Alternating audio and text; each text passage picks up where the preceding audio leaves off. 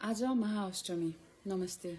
आज सुरु गर्दाखेरि नै हामी सबैजनाले यो सेप्टेम्बर 8 मा जतिजना हाम्रो साथीभाइहरू मार्टर्स हुनुभयो, शहीद हुनुभयो, उहाँहरूलाई सम्झौँ र उहाँहरूले गरेको बलिदान कन्टिन्यू गर्ने हो भने अब चाहिँ नि यो दशैंमा म सबैजनालाई स्पेशली भाइ बहिनीहरूलाई तीनटा काम म अनुरोध गर्छु।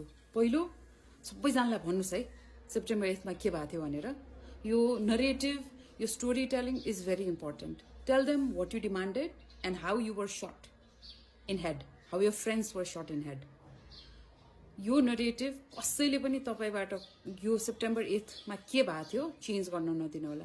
दोस्रो, यो सेप्टेम्बर 8 को जुन क्रान्ति छ त्यसलाई पूर्णता दिने हो भने अब चाहिँ नि think about all the people you protested against, हैन? कतिले जितेको थियो र निर्वाचनमा, कति मत भोट डिफरेन्सले जितेको थियो। तपाईहरुले सेप्टेम्बर 8 मा तपाईहरुले भोट मात्रै गरेको भए, भोट मात्र गर्न पाएको भए त्यो टपल हुन्थ्यो, उनीहरु पार्लियामेन्टमा पुग्नै सक्दैन थियो।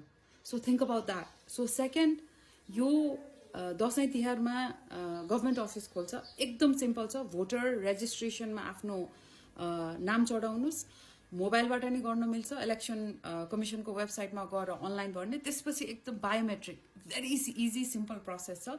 गर्नुस्, आफ्नो साथीभाइलाई गर्न लगाउनुस्।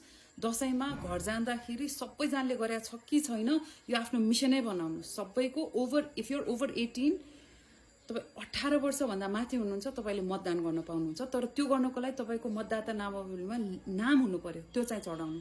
र थर्ड कुरा एकदम महत्त्वपूर्ण, अबको तपाईँ घरमा जाँदै हुँदाखेरि एउटा त आफ्नो इन्जर्ड साथीहरूको घर परिवारमा सो अप गर्नुस्, they are missing their family. र अब तपाईहरू आफ्नो चिया पसलमा आफ्नो यो तपाईको दशैंको बेलामा कुराकानी गर्नुस्, व्हाट डु यु वान्ट, त्यसमा क्ल्यारिटी लिएर आउनुस्, यसमा छलफल गर्नुस्। So 3 things. तर एकदम इम्पोर्टेन्ट, सेप्टेम्बर 8 लाई पूर्णता दिने हो भने तपाईहरुले we have to stop these people from getting in parliament again।